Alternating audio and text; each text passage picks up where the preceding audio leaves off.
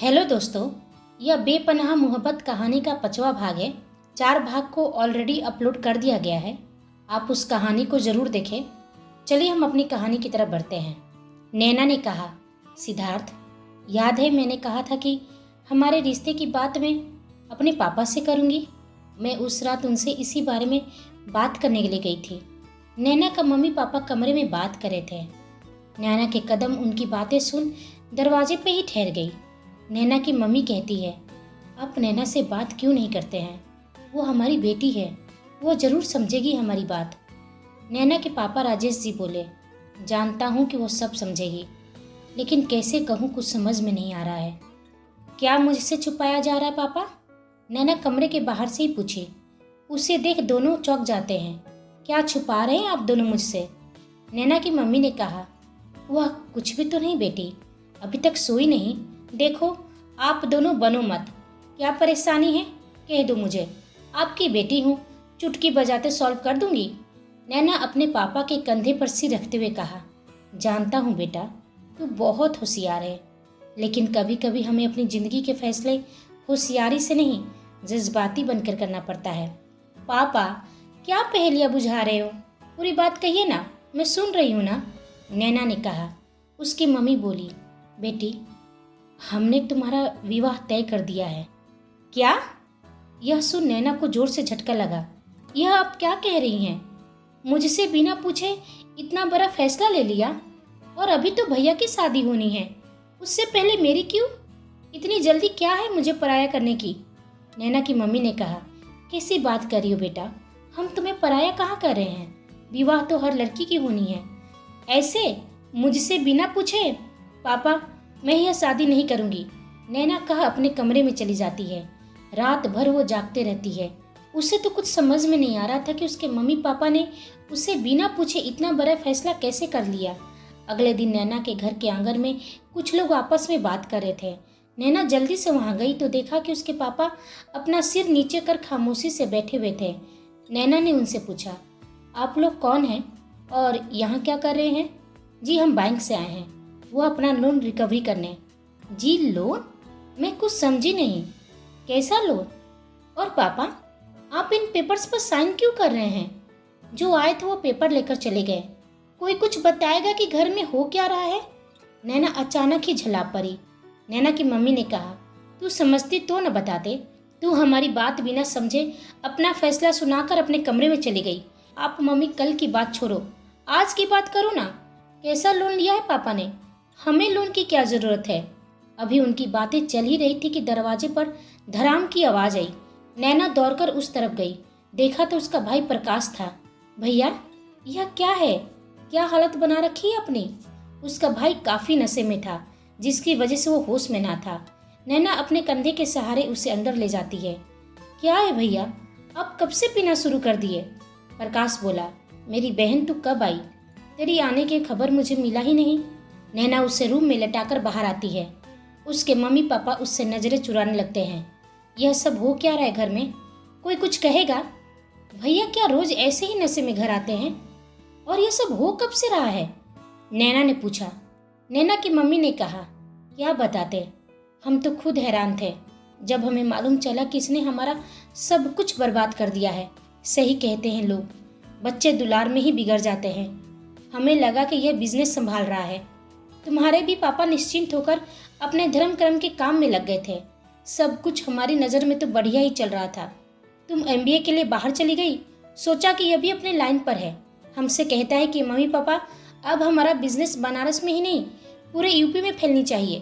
तुम्हारे पापा ने इस पर विश्वास जताया और कहा कि जो तुम्हें ठीक लगे करो। लेकिन हम आने वाले तूफान से अनजान थे, जो हमारी जिंदगी में तबाही लाने वाली थी। एक दिन बैंक से कॉल आया और कहा कि हमने अभी तक लोन पूरा नहीं किया है। यह सुन हमें बहुत हैरानी हुई। समझ में नहीं आया कि कैसे लोन की बात कर रहे हैं।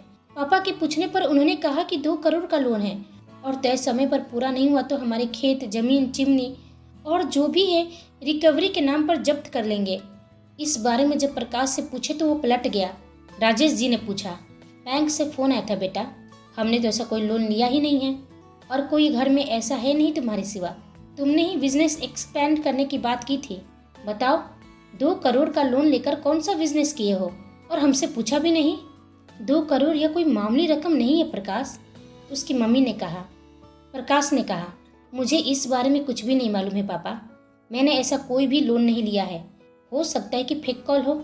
लाख पूछने के बाद भी वो मुकर गया, लेकिन मैं उसे बहुत दिन से नोटिस कर रही थी। उसके हाव भाव में बदलाव आ रहा था। रात को देर से आता, सुबह जल्दी निकल जाता। पूछने पर नए बिजनेस का बहाना दे देता कि बहुत बिजी है। फेक कॉल समझकर तुम्हारे पापा भी इग्नोर कर दिए, लेकिन वो फेक कॉल नहीं था। वे घर तक पहुंचाए। मालूम चला कि उसने सब कुछ गिरवी रख 2 करोड़ का लोन लिया था। तुम्हारे पापा गुस्से में आकर प्रकाश को 2-3 थप्पड़ भी दे दिए। तब उसने बोलना शुरू किया। उसने कहा, पापा मैं सच में बिजनेस करना चाह रहा था, लेकिन मैं यह नहीं जानता था कि बिजनेस डूब जाएगा। मैंने सोचा कि आपको बताऊंगा तो आपको बहुत बुरा लगेगा कि उनका बेटा किसी काम का नहीं है। मैं इतना परेशान और दुखी हो गया था कि कब बुरी लत का शिकार बन गया मुझे पता ही नहीं चला, और वो बुरी लत मेरी आदत बन गई। मैं जुआ खेलने लगा था, शराब पीने लगा था, और सब कुछ ऐसे ही धीरे धीरे डूब गया। और यही नहीं, जुआ खेलने के लिए उसने कई बार बैंक से लोन भी लिया था। सब जानने के बाद तुम्हारे पापा और हम बिल्कुल टूट गए थे, लेकिन उसको इन सारी गलतियों का पछतावा था। इसलिए तुम्हारे पापा ने लोन चुकाने के लिए अपना सब कुछ बेच दिया, और जो बचा था उन लोगों ने जब्त कर लिया। लेकिन लोन पूरी तरह से नहीं चुक पाया बेटी, क्योंकि लोन के साथ ब्याज भी तो देना होता है बेटा। आज इस घर को छोड़कर हमारे पास कुछ भी नहीं है। यह कर नैना की माँ फुट फुट कर रोने लगी। जिस गांव में तुम्हारे पापा की इतनी इज्जत थी, आज वहीं उन्हें बाहर निकलने में शर्म आती है। हमें तो तुम्हारे भाई ने कहीं का मुंह दिखाने लायक नहीं छोड़ा। सगे रिश्तेदार सभी हमें ही गलत समझते हैं। नैना अपनी माँ को चुप कराने लगती है। इतना सब कुछ हो गया, लेकिन आप लोगों ने मुझसे बताना जरूरी नहीं समझा? इतने दिनों से आप लोग इतना कुछ सह रहे हैं। नैना के हाथों को उसकी माँ ने पकड़कर विनती करने लगी। क्या तुम्हें कहते बेटा, तुम अपनी पढ़ाई पूरी कर रही थी। तुम्हारे भैया ने जिन लोगों से कर्ज लिया था, उन सब ने तो पुलिस में उसके खिलाफ FIR करने वाले थे, लेकिन राकेश ने उन सबको मना लिया और तुम्हारे भाई के खिलाफ कोई FIR नहीं लिखा। हमें लड़का बहुत अच्छा लगा बेटा, इसलिए जब उसने सामने से तुमसे विवाह करने का प्रस्ताव रखा तो हम मना नहीं कर पाए। नैना ने पूछा, मेरी शादी? हाँ बेटा, राकेश पुलिस इंस्पेक्टर है। राकेश तुम्हें बहुत पसंद करता है। नैना ने कहा, तो अब समझी, उसने केस नहीं लिखा क्योंकि वो मुझसे शादी करना चाहता है, और आप लोगों ने भी सोचा कि चलो अच्छा है, बेटा भी बच जाएगा और बेटी का मुफ्त में शादी भी हो जाएगी। अच्छा सौदा है ना? ऐसा मत कह बेटा, हमने सौदा नहीं किया है। उसका बहुत दबदबा है शहर में, सब कुछ वापस लौट आएगा। नैना बोली, आपके बेटे की गलतियों का खमियाजा मैं क्यों भुगतूं? आप साफ साफ मना कर दीजिए उसे। हम कोई दूसरा उपाय ढूंढ लेंगे। भैया के खिलाफ कोई केस नहीं बनने देंगे। यह घर बच्चा है ना, इसे बेचकर जिनके पैसे बाकी हैं उन्हें चुका दीजिए। मुझे जॉब मिल गई है, खर्चे मैं चला लूंगी। पापा, हम सब यहाँ से चले जाएंगे, हम वहीं रह लेंगे। बस कुछ महीने और रुक जाइए, लेकिन मैं यह शादी नहीं कर सकती हूँ। भैया भी ऐसे माहौल से दूर रहेंगे तो उनमें भी धीरे धीरे सुधार हो ही जाएगा। कहने को तो नैना ने कह दिया था, लेकिन उसके मन में एक अनजान डर भी भर गया था। सब कुछ इतना उलझ गया था कि उसे सिद्धार्थ को कॉल करना याद ही नहीं रहा। घर में भी दिल को पीड़ा पहुंचाने वाली खामोशी थी। अपने भैया की हालत देख उसे बहुत दुख होता। कहाँ वो राजकुमारी जैसी रहती थी और आज उसका पूरा परिवार कंगाली के रास्ते पर था। यही सब सोचते सोचते उसको नींद आ गई। आंखें खुला तो शाम के 5 बज रहे थे। वह कमरे से बाहर आई तो सामने पुलिस की वर्दी पहने हुए कोई कुर्सी पर बैठा हुआ था और नैना को देखकर मुस्कुरा रहा था। नैना को भी उसे देखकर बहुत अजीब लगा। उसने कहा, नमस्ते नैना जी, कब आई शहर से? हम तो आपके ही आने का इंतजार कर रहे थे, लेकिन आपके आने की खबर हमें मिला ही नहीं। सोचा हम खुद ही खबर लेने आ जाते हैं आपके घर। नैना अपने हाथों को एक दूसरे में फंसा कर खड़ी हो गई और पूछी, आपकी तारीफ? वह उसके अंदाज से मुस्कुरा देता है। हाँ जी, हम तो आपके होने वाले पति और इस घर के जमाई हैं। हमें इंस्पेक्टर राकेश कहते हैं। यह सुन नैना अपनी मम्मी पापा की तरफ देखने लगती है। राकेश बोला, देखो नैना, तुम्हारे भाई पर जुआ खेलने का और बैंक को गुमराह करने का केस बनता है, और कम से कम इन सब के लिए उसे 1-2 सालों की सजा तो जरूर होगी। अभी गांव वालों को मालूम चलेगा तो तुम्हारे पूरे खानदान की बदनामी होगी। इस बदनामी से बचने के लिए मैंने कोई केस नहीं बनाया। देखा जाए तो तुम्हारे भाई का जुर्म कम नहीं है। पूरे खेत खलियान चिमनियाँ इन सब को जब्त करने के बाद भी बैंक का अभी तक लोन पूरा नहीं हुआ है। बैंक वाले अलग ही नखरे दिखा रहे हैं और जो रसूखदारों से पैसे लिए हैं वह तो तुम्हारे भाई के पीछे ही पड़ गए हैं। खैर छोड़ो इन बातों को, सीधे मुद्दे पर आते हैं। घुमा फिरा कर मैं बात नहीं करता हूँ। हमने आपकी फ़ोटो देखी थी, पहले नज़र में आपको पसंद कर लिए। सुना आप शादी से इनकार कर रही हैं। कोई नहीं जी, शादी विवाह ज़बरदस्ती नहीं होनी चाहिए, लेकिन एक बार फिर सोच लीजिएगा। फिर बताइएगा। चलते हैं जी, अपने भैया का खास ख्याल रखिएगा। उसके जाते ही नैना ने अपने पापा से कहा, यह तो साफ साफ धमकी देकर गया है और आपने कुछ कहा नहीं। क्या ऐसे लड़के से मेरी शादी करोगे? राजेश जी ने कहा, नहीं बेटा, तू नहीं चाहती है तो नहीं होगा। तू आराम से शहर लौट जा, हम सब यहाँ संभाल लेंगे। कहने को राजेश जी ने कह तो दिया था नैना से, लेकिन अपनी आंखों में अपनी बेबसी छुपा नहीं पाए। नैना का भी मन में यही सवाल था कि पापा कैसे करेंगे। यदि भैया पर केस बन गया तो उनकी लाइफ बर्बाद हो जाएगी। मम्मी पापा जीते जी मर जाएंगे और अभी तो जिससे भी भैया कर्ज लिए हैं उनके भी पैसे नहीं लौटा पाए हैं। आखिर यह सब होगा कैसे? और यदि मैंने विवाह के लिए हाँ कर दिया तो सिद्धार्थ मेरी बेवफाई में टूट जाएगा। मैंने तो उसे कॉल तक नहीं किया है, पता नहीं उसकी क्या हालत हो रही होगी। लेकिन मैं उसे ये सारी बातें बताऊं कैसे? इस गंदगी में उसके भी चरित्र पर दाग लग जाएगी और मैं जो रुसवा होंगी वो अलग ही है। कितना कठिन होता है एक लड़की के लिए यह फैसला करना कि वो बेटी का फर्ज निभाए या अपने प्यार के वादे। हार तो उसका ही दोनों तरफ से होना है। और उस राकेश की बातों से साफ पता चल रहा था कि यदि मैंने ना किया तो वो छोड़ेगा नहीं मेरे भैया को। वो पक्का मेरे भैया पर केस बना देगा। मैं क्या करूं भगवान, मुझे तो कुछ भी समझ में नहीं आ रहा है। सिद्धार्थ को मैं धोखा नहीं दे सकती हूँ। वो मुझे टूटकर प्यार करता है और मैं तो उसके बिना अपनी ज़िंदगी का कल्पना भी नहीं कर पाती हूँ। लेकिन यह कैसी समस्या आन पड़ी है। समझ में नहीं आता है कि मैं बेटी का फ़र्ज़ निभाऊं या प्रेमिका का। मुझे भैया पर बहुत गुस्सा आ रहा था, सब उन्होंने बर्बाद कर दिया। नैना गुस्से में उनके कमरे में चली गई। प्रकाश उसे देखा तो शर्म से उसकी नज़रें झुक गई थी। नैना पूछी, जिस भाई पर मुझे गर्व होता था, जिनकी आंखों में सच्चाई दिखती थी, आज उनकी नज़रें ऐसे शर्म से झुकते हुए देख मुझे शर्म आ रही है। क्या मैं जान सकती हूँ कि मेरे भैया अभी होश में हैं या नहीं? कहते ही नैना की आंखें नम हो गई। प्रकाश उसके सामने अपने हाथ जोड़ लिए। मुझे माफ़ कर दो बहन, कब मैं बुरी लतों का शिकार हो गया तुझे कैसे कहूँ। आज घर की जो भी हालत है वो मेरी वजह से है। मैं अपने ही नज़रों में गिर गया हूँ। उसकी ऐसी हालत देख नैना को उस पर माया आ जाती है। अपने भैया के हाथ को नीचे करते हुए कहा, नहीं भैया, बुरे लत से निकला भी तो जा सकता है। जो हुआ सो हुआ, लेकिन आप मुझसे अभी वादा कीजिए कि आप कभी नशा नहीं करेंगे और ना ही कभी जुआ खेलेंगे। इस घर को, मम्मी पापा को हमेशा संभाल कर रखेंगे।